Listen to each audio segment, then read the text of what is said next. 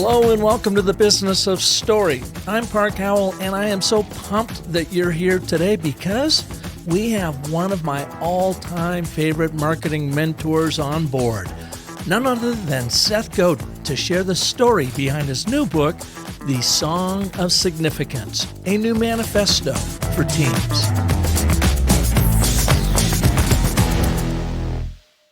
But first, I'm excited to tell you about a new exclusive Business of Story Mastery course we're running right now to help you and any of your teammates grow as more confident, clear, and persuasive communicators.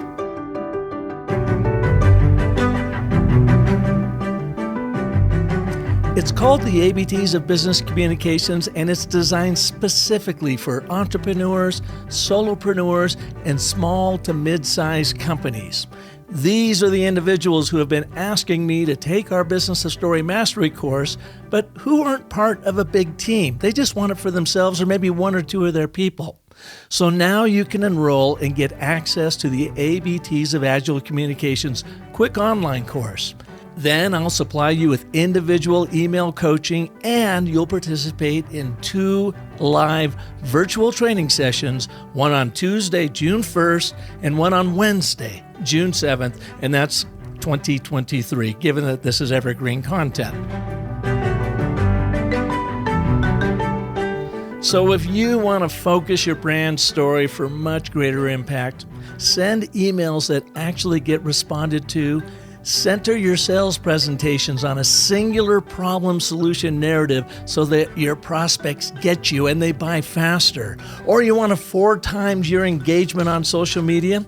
Maybe it's just simply getting your message to land right the first time, every time.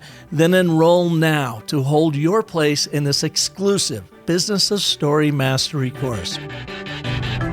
Just visit businessofstory.com and click on the pop-up to reserve your seat and start using the ABT immediately through my online tutorial. We only have a handful of seats remaining and the Mastery course is only $250. So save your place now at businessofstory.com and learn how to excel through the stories you tell.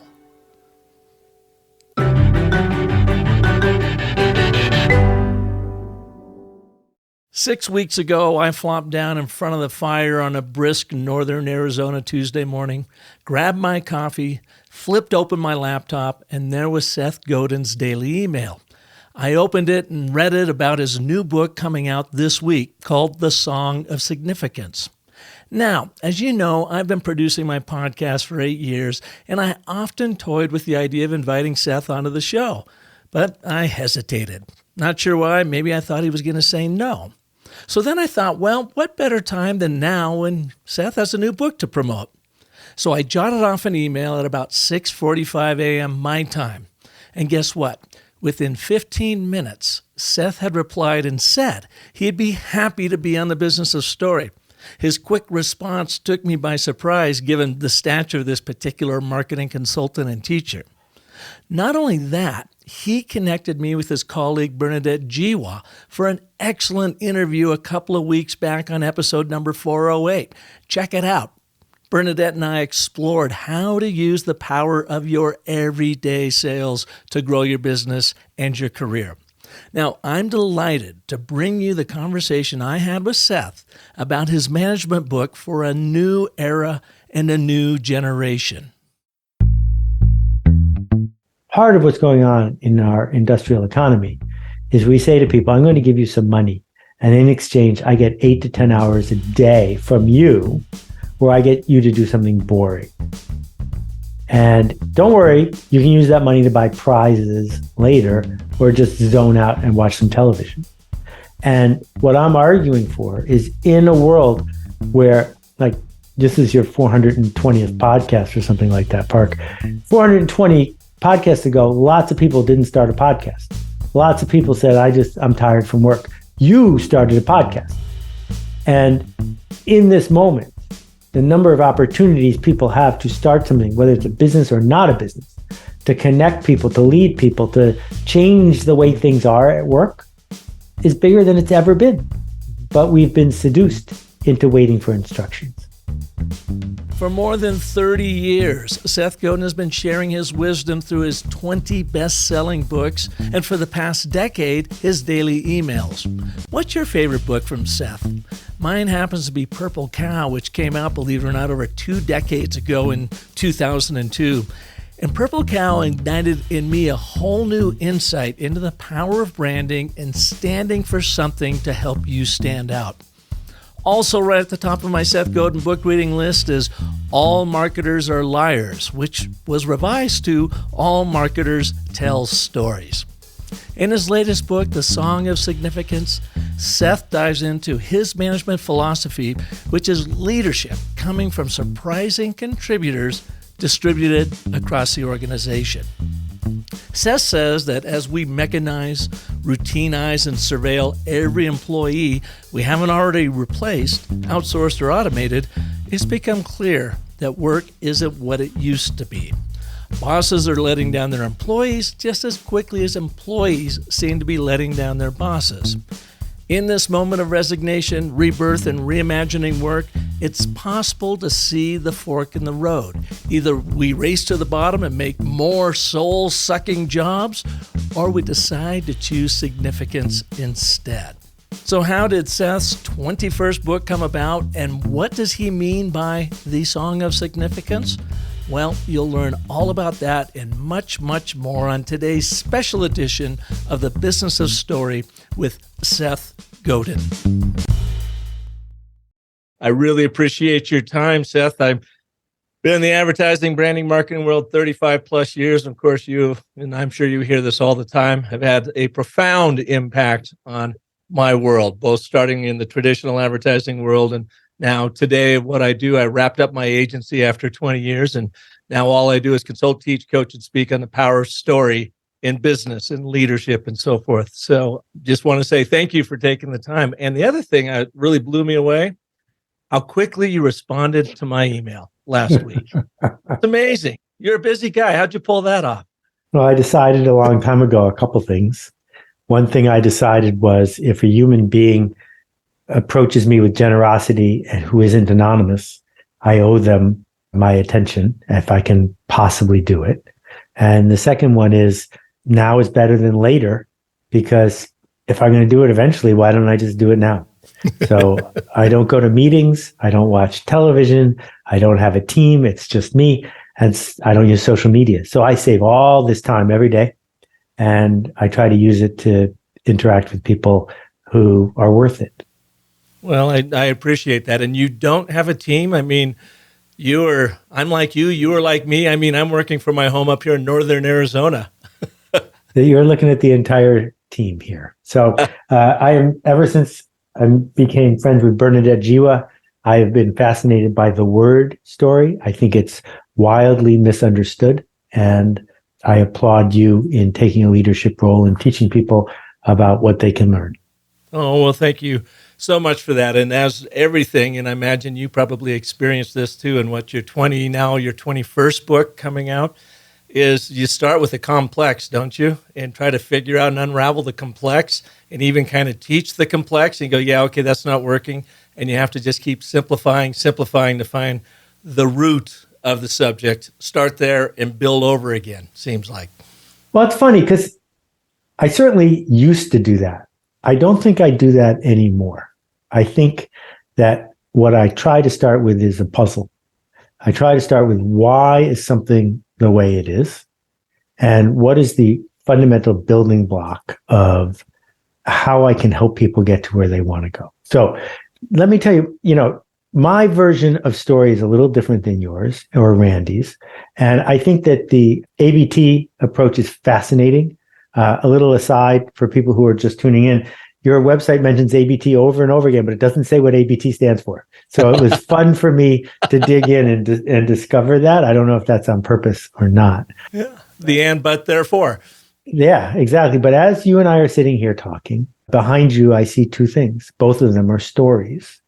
One of them is there's a piano, and the other one is there's an Emmy Award. Is that an Emmy Award over your shoulder? There is, yep. A sculpture made out of metal that was probably made offshore for $3 is a story.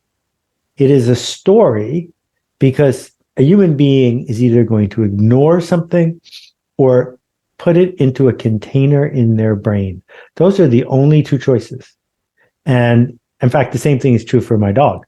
But my dog has fewer containers in his brain than I do, I think. And so the challenge that we have as storytellers is to realize that our brain has different containers than other people's.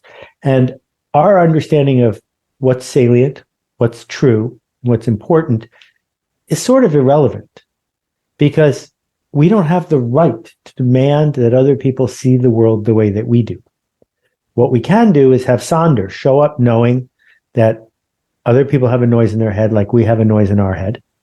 And if we can help them navigate by giving them clues and cues, by creating tension, by offering them affiliation and status, then we can take them where they want to go. And the art of storytelling definitely has ABT as a tactic, but I think it has many other things that are going on that are informed by the human being in front of us, their fear of death, their desire to belong, their need to move up. All of these things factor in to how we can unlock something for them to help them get to where they want to go. Yeah, without a doubt. I mean, when I studied story, of course, you start with the hero's journey and these complex structures, which help you as a communicator, storyteller, of course, kind of build a strategy around how you are going to communicate. But in all of my decades of travel, learning about that stuff, it did all boil down to this and, but, therefore, purely, Seth, for the reason that it builds this narrative intuition for people, set up problem resolution, because how many times have you come across someone in business, and we've done it ourselves, we and our audiences to death. That is completely non-narrative, and the question always then arises, when was the last time you were bored into buying anything? And that's why we start with the ABT, because it builds that foundation. We call it the DNA of story because it's simply a framework that then you as a storyteller can absolutely build upon. Yeah. I mean, my son runs a nonprofit, and one of the things that he discovered is that if you say to somebody, what was life like around the dinner table when you were growing up? You don't have to say anything else because it's the story we tell ourselves that's actually the story. Yeah. And if you want to raise money for a nonprofit that's going to help feed the hungry, that's going to help families have a family dinner, what was life like for you around the table growing up? Well, some people say it was really hard. Dad was always angry. We didn't have enough to eat. Oh, well, now I can afford to do something about that. I can I can relieve the tension. Or if you're like me and you grew up in this really fantastic setting, you can say, wow, yeah, I'd love to be able to offer that to other people. You triggered in me a story. What was life around the Howell dinner table? Well, Seth, there were 7 of us, 6 boys and 1 girl. And you don't have to feel sorry for Melody. She was number 2 in line, but she pretty much ruled the roost. And my dad mom and dad were always there, and my dad was raised Depression era kid, North Dakota. And one of his favorite sayings is, as we all piled down to the table, he said, kids, I got one rule at the dinner table. You got to keep 1 foot on the floor. Everything else goes. And that's as soon as you said that, I could just see my dad saying that. That's a great story. And of course, I can't resist asking if his name was Thurston. I get that all the time. I'm sure you do. His name was Keith. Okay. Keith Hell, great man. Great man. We lost him a couple of years ago. You're in a perfect position to name your kids Thurston. So I'm just rooting for that. I'm just saying. we had a cats, Thurston and Lovey, actually. Okay, there you go. Anyway, let's talk a little bit about your backstory because I don't completely know it, and I would love to introduce it to our listeners. You didn't, I guess, really start out as a marketer, did you? You were in your undergrad was in science, in philosophy? Yeah, I see. There is a narrative that is more and more common that the backstory determines the forward story. And that the internet has made it ever easier to realize that other people, the people we might want to follow in their footsteps, had something different happen to them.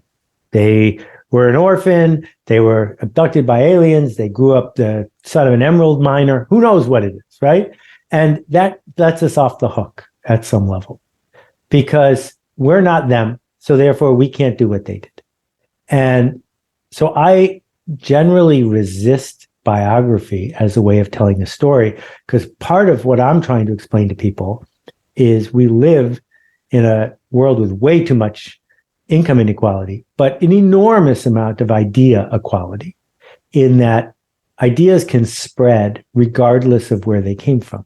So yeah, I majored in computer science and philosophy as an undergrad, and only took one English course the whole time I was in college.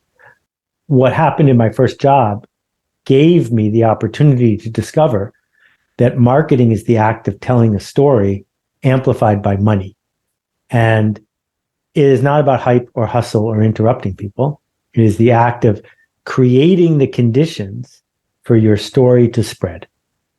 And, we had a very big budget by those days standards, but a not big enough budget for me to buy my way to attention. And in the companies I've started since then, and the products I've launched since then, 21 bestsellers in a row, I've never spent a lot of money to get the word out. But if you have heard of email marketing, it's because someone invented it, and it was me. You were the inventor of email marketing. Ethical, non-spam, permission marketing. I even wrote a book about it. I remember one of the books that you wrote that really rocked my world was Purple Cow. I went through it because, to me, it was such a brilliant insight at positioning. And, of course, this was when we were running our ad agency, Park & Co., back in the day. And we did a lot of brand work and positioning, and we knew it. We functionally knew how to do it and whatever, but it was the way that you addressed it from a very human standpoint. And the one that struck me with that book is, to me, it was the first time a marketer shared their intelligence on the subject, their knowledge, through actual, good human-centered storytelling. Before that, everything else seemed to be very academic. Do you feel, Seth, did that storytelling just come to you naturally? So I learned how to market by persuading 12-year-olds to get into a canoe in northern Canada. And they had lots of options. They could windsurf, they could ride, they could play tennis. Compared to all of those, on a windy day, getting into a canoe was hardly a sexy option. So how do you get people to do that? Well, you don't get them to do that by arguing. You get them to do that by enticing people to tell themselves the story about who they could become if they got involved in this process. And so when I'm telling a story, what I'm trying to do is not narrate a documentary. What I'm trying to do is open the door for someone to imagine themselves in that setting, right? And, so since we were talking about Thurston, if we think about that classic work of literature, Gilligan's Island works at some level because Ginger or Marianne, right? Do you think the professor's cute or not? The professor is smart enough to build a nuclear reactor, but he can't figure out how to build a radio. There's all these things we imagine about what we would be doing if we were on the island. And it is that invitation that is so critical to storytelling in any form, which is, if I'm not going to go along for the journey, if there's nothing significant in this for me, then you're just wasting my time. And is that something that you came across naturally, you think, growing up as a kid? Did you come from a storytelling family, or is it something you learned along the way? I actually think it was probably created so I wouldn't get beat up. Okay, let's go with that. Tell me, what happened? When nerds tend to be good storytellers, because nerds can't just be physically imposing. And a good story can get you out of a lot of jams. And I think that many of the people I know who some folks call natural storytellers mostly came at it because they were in a situation where they didn't have money or power, but needed to persuade somebody to change their mind. And it's that act of getting someone to change their mind that creates tension and then possibility. Where did you grow up?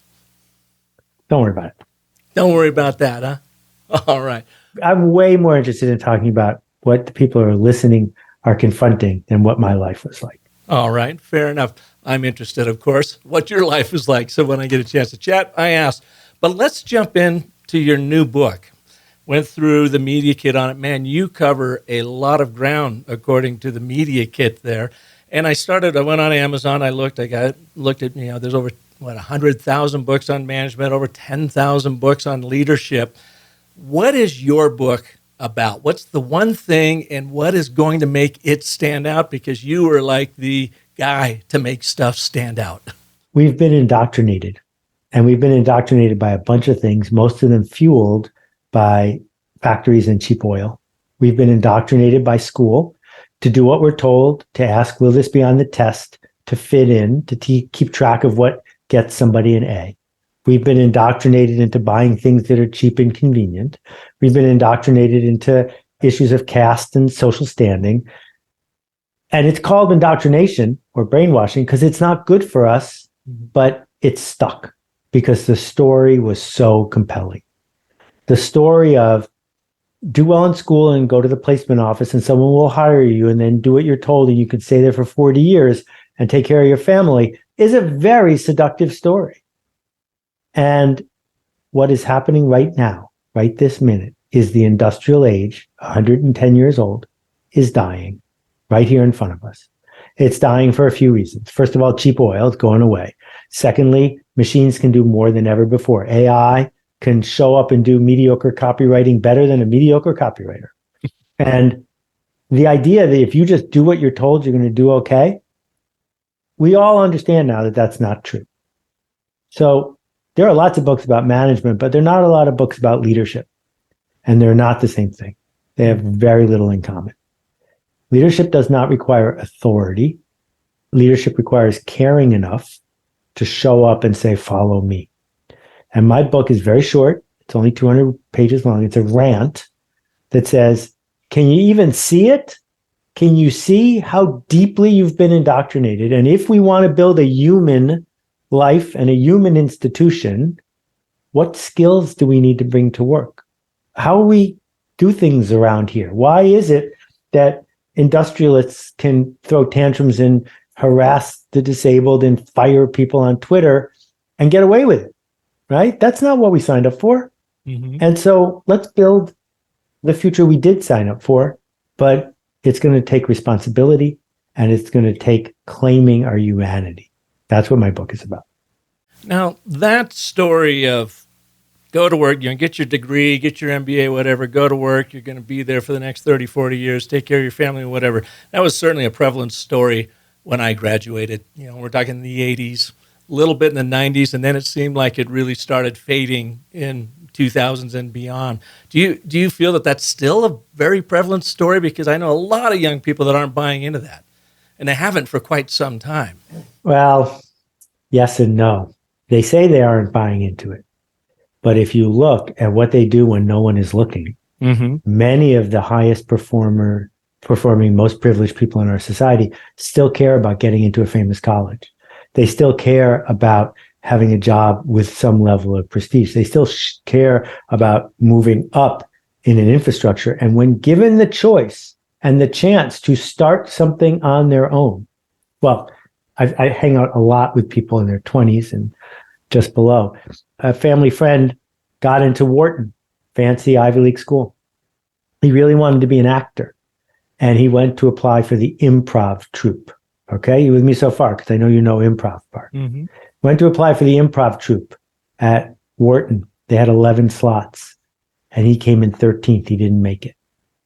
And I said to him, why don't you start your own improv troupe? And he said, well, I could never do that. And the irony of it was completely lost on him. Right? Because here's the deal. You don't need any equipment. You don't need a license. You just need one other person to do improv with. But the indoctrination runs so deep that he needed there to be the head of the improv troupe to pick him, not the idea of picking himself. Mm-hmm. It's interesting. And so is your book kind of a look at agile organizations? I mean, you talk about, I guess, because I haven't been able to read the book yet, I have the press kit, this flattened leadership hierarchy that we are all leading together.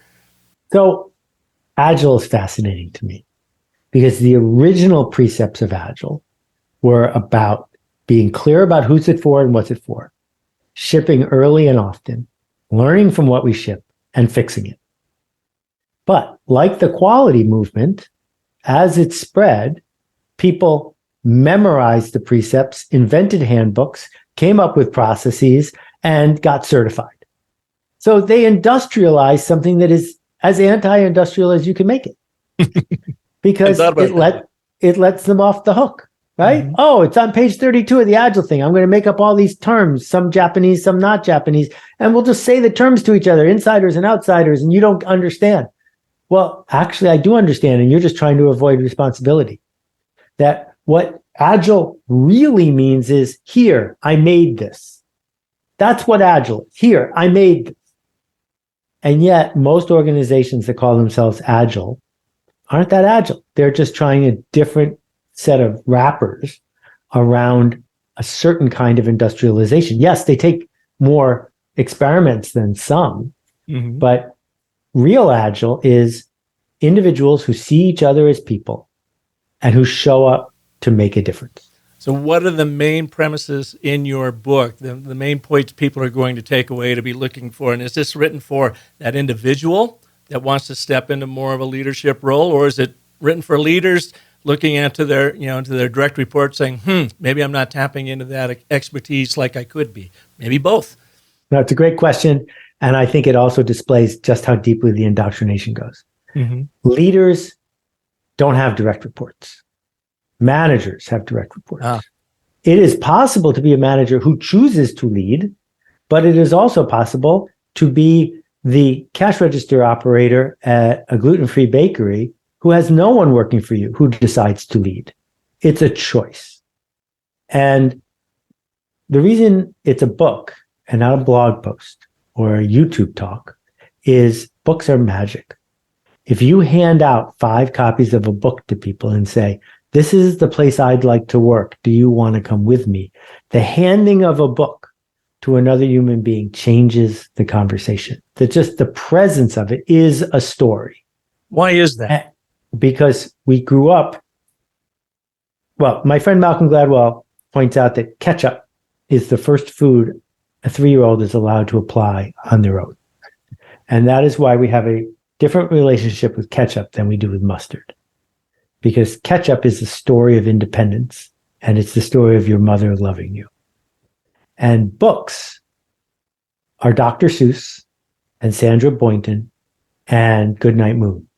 Books, over time, get corrupted because teachers assign us things we hate and make us read Faulkner and write a paper about it. Until now, with ChatGPT, we can just have the computer write a paper about it. But books still have this magical impact. Whereas if I handed you a piece of chewing gum, it wouldn't be more than just me giving you something that's almost worthless. If I give you a book, I'm saying, I care about you. I care about this idea. And now you're on the hook. You need to get back to me about this. So what I'm trying to do with this book is cause horizontal communication to happen. People to tell each other a story, to say, I will only invest tomorrow at a place that's like this, because I will not have tomorrow over again. I only get tomorrow once. And so for the generation you're talking about, there isn't a book like this that says, this is our manifesto. This is what we are looking for now. Yeah, it has that presence to it. In fact, the recent book out, have you read or you're familiar with Stolen Focus? And you may well know Johan Harari. Brilliant book. Brilliant. I mean, it's just fascinating. I'm just getting through it right now. And in it, in the research, he says something to the effect, I don't know if I have this percentage exactly right, that if I was reading this book from Kindle or on my digital device, that I would retain 20% less of it because of all the distractions going on with just that being in my hand and all the other things I can do, where when you really curl up with a book, you actually kind of absorb it much more. Yeah. And, it's interesting. Kindle usage is way down because you can't check your email on it because it's easier to just go to your phone, right? And there's this whole cycle where the iPhone has shown up uninvited to change our entire world. And there's plenty of data that shows it has led to a dramatic dissatisfaction, particularly among young people, about every element of their life. While at the same time, Most teenagers in America, given a choice between having a car or having a smartphone, would pick a smartphone. Mm-hmm. And so we have this paradox of attention that is going on. But the thing that's important to understand is who gets to decide where our attention is going. And the answer is someone who doesn't have your best interests at heart. Yeah, and they have quite a good argument in this book, too, about Facebook and Google and those that may not have your best interests at heart. And the argument, of course, is, well, everyone's people. Everyone's a person that has free will. They can turn it off anytime they like, and that is true. But they've done such a brilliant job of ringing our Pavlov's bell to get you to keep checking that it is absolute stolen focus. And I bring that up, too, Seth, because I'm wondering how does this idea of the attention economy and that sort of thing also play into your new book when people are, not satisfied at work? How much of it is the workplace and how much of it is this stolen attention that we're dissatisfied everywhere because of this? There's a great book about ADD, about hunters and farmers. And I'm sorry, I don't remember the name of the author off the top of my head. And what he argues is that for 10,000 years or more, human beings were hunters. That the way we survived was by looking quietly through the savannah, and if something moved, grabbing it, and then we were off duty for a day or two. And only 10,000 years ago did we invent farming, which is a totally different way to survive. Plant seeds, fertilize and water them, watch them grow, come back later. ADD people have a lot of trouble with farming, whereas they're really good at the skills required for hunting.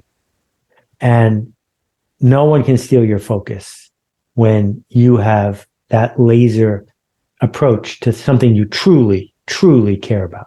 Mm-hmm. And so part of what's going on in our industrial economy is we say to people, I'm going to give you some money. And in exchange, I get 8 to 10 hours a day from you where I get you to do something boring. And don't worry, you can use that money to buy prizes later or just zone out and watch some television. And what I'm arguing for is in a world where, like, this is your 420th podcast or something like that, Park. 420 podcasts ago, lots of people didn't start a podcast. Lots of people said, I'm tired from work. You started a podcast. And in this moment, the number of opportunities people have to start something, whether it's a business or not a business, to connect people, to lead people, to change the way things are at work, is bigger than it's ever been. But we've been seduced into waiting for instructions. Is it also a courage thing? Do people, because of, and let's even just talk about the younger generation coming out, because I see this too, Seth, when I am out doing my story coaching and whatever, quite often, I will get the 35-something and unders in the room having a hard time participating. And I ask them. And what I hear from them and some of their colleagues is, we grew up with social media. We grew up being trolled. We grew up making sure everything looked exactly right. And these folks are sometimes afraid of standing out or being courageous enough to go, hey, I've got an idea. Let's do this, because they're afraid of being trolled because that's what they know. Is that a thing? Have you seen that? Oh, it's totally a thing. And part of it, as moderators, folks like you and I, what I say to people is, if you want me to be there, you got to put your phones away and turn them off. And you can't take notes. You don't take notes on a date. You don't take notes at a spiritual institution. You don't take notes when you're watching a sporting event you care about. Don't take notes. Be here now. And in return, I have to not say something that you could have watched on a video, because you didn't need to come if that's all you were going to do. Mm-hmm. So we have to have a conversation.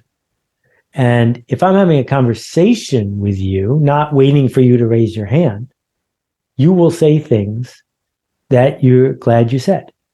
And the idea of workshopping and the kinds of stuff I do on Zoom now, because I don't fly, in breakout rooms, magic happens. In conversations, magic happens, because we must have humanity there. We can't just say, is this on the test? I got the right answer. And that's why we have to embrace the fact that we can't scale that. That's a good thing. It's not a bad thing. This is a quote that I pulled that I want to make sure it is yours. I think it is. And tell me if I'm right or wrong. You may have said at one point in time that every presentation is 10 stories. I think what I might have said is if you want to do a presentation, the way to do it is A, don't put words on your slides. And I wrote a whole short book about this. I invented the idea of PowerPoint that wasn't a bunch of bullets. It was very controversial when I did it. And I said, look, it's simple. You put up a picture and you tell me a story about that picture. I will be much more likely to be shifted and changed and impacted by your presentation if you talk to the side of my brain that listens to talking and you show the side of my brain that listens to pictures. Mm-hmm. Make those two collide, create tension around them. And if you do that 10 times, you have a presentation.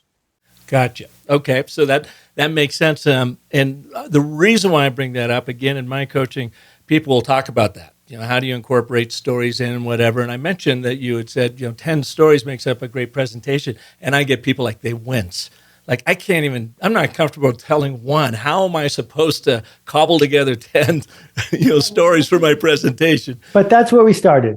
Yeah. Mark. Okay. If you go to an open house for a house that's for sale and they baked an apple pie 10 minutes before the open house started, and you walk in and go, that's a story. That's a story. There were no words, but that's a story.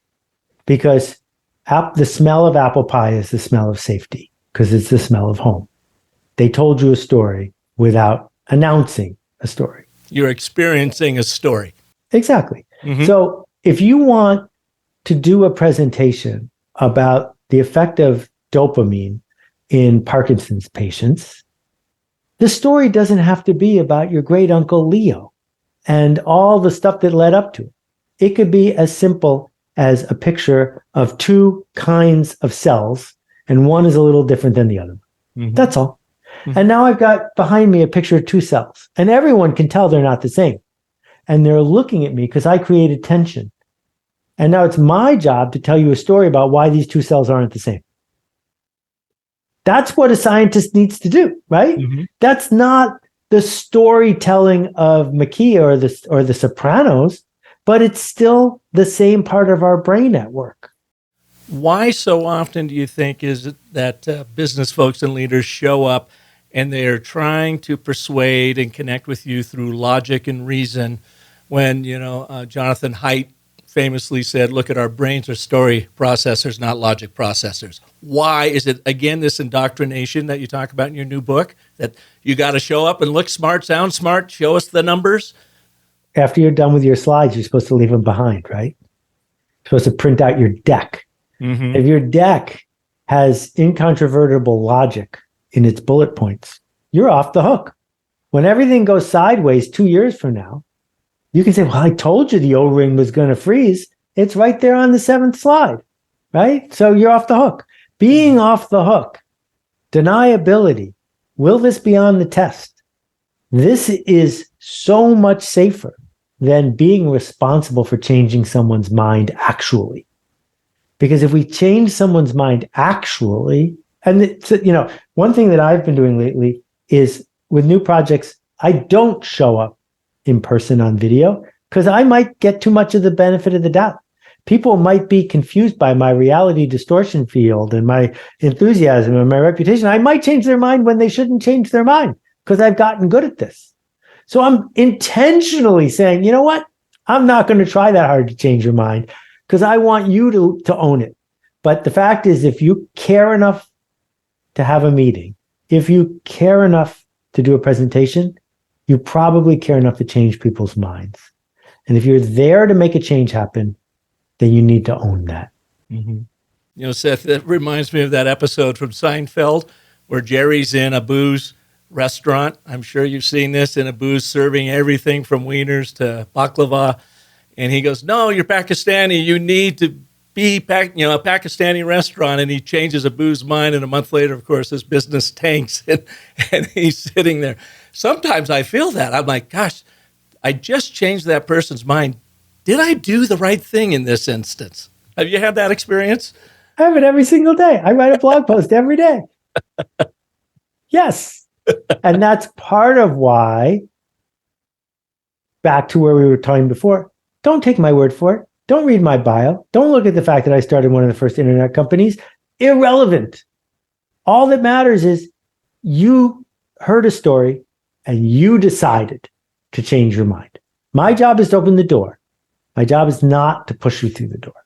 So with your book, The Song of Significance, what's that title about? So in May, in the Northern Hemisphere, after a long, cold winter, most beehives will perish. They just didn't have enough energy to make it through the winter. But if a beehive did make it through, its honey supply is depleted, but the maidens who run the hive realize that it might be time for better. And so they instruct all of the worker bees, otherwise known as maidens, to go out and collect as much pollen as they can, which happens to coincide with when the flowers need them to do it. And by the middle of June, all the honey will be restored. And then the maidens will instruct the queen to lay and fertilize a queen egg. Ordinarily, a queen bee lays 800 eggs a day, but she doesn't fertilize any of them. And they'll build a vertical egg chamber, and they'll lavish the egg with royal jelly and food, take care of it. And then if the weather is right, just a couple of days before the baby is born, the maidens will give a signal, and more than 10,000 bees will leave the hive in less than 10 minutes, including the queen. They will leave behind all the pips, all the baby bees, and the queen, the new queen. They'll just leave with all the honey, leaving it behind. And then they will swarm to a tree 100 yards away. The sound they make when they do this is the song of increase. And my friend Jackman Freeman named that the song of increase. To watch this entity leap into the unknown. And then when they're in that tree, they will be there for up to 3 days in a tight ball with the song of safety. And the song of safety is there because they can't afford for it to rain. They can't afford for the temperature to change. They have to find a new place to live. And upon hearing this a few months ago, something lit up in me. And I realized that we are not bees, and that we can sing the song of significance. And that what humans really want is not to get paid a little bit extra or to have more job security. What humans want is to do more than they thought they could, to be treated with respect and dignity, and to make a difference. And what industrialism has done is rip those things away from us. And I think that this might be my life's work, helping people realize that we can still sing the song of significance. And your single word theme, if you would, about this whole thing is significance, finding your significance within the workplace of how you, the individual, is viewing their careers, the impact they're having, the contributions they're having, and finding a hive of workers or a company where, as you say, it's like the best job you've ever had, something you've always wanted to hold on to, and it's all about that significance. I think that's a great way to say it. Wouldn't it be a shame if we died with that song inside of us? What can people do about it? What 2 or 3 things from your book that really struck you that said, man, I am onto something here. I need to share this with the world, that people should be thinking about right now to increase their significance, at least in their minds, in the office? You can't do both. You can't play the industrialist game and also do that other thing. Industrialists have been persuading us that you can, but then the minute they get the chance to do 10,000 people in a layoff, they do. Yeah. The one thing you can do is talk about it. The one thing you can do is buy a bunch of copies and talk about it. But the story that resonates with people as we wrap this up is, a few years ago, I was talking to some very fancy summer interns at a very fancy investment bank. They all had privileged parents. They had all paid all the fancy college dues. They were 6 weeks into their summer internship. And we're sitting around this table. And I was one of many people who had paraded through there. And I went over and I handed out blue index cards. And I said, I just got a call from Bill Gates. Maybe it was Warren Buffett. I can't remember. Anyway, he's allocated a few $1 million for a new research project. It's only going to take 4 weeks. And one of you is going to be in charge of it. And you get to invite 3 people from this group of 15, any of the 3 people who you all know, to be with you on the team. They're each going to get paid $200,000 for a few weeks' work. So I don't want to know who they are because I don't know any of you, but please go ahead and write down the names of the 3 people that you would want to have on this team that's going to make your whole career. And then I said, all right, everyone was really uncomfortable. I said, here's the first question. The first question is, how many of you think that some people here had their name written down more than other people?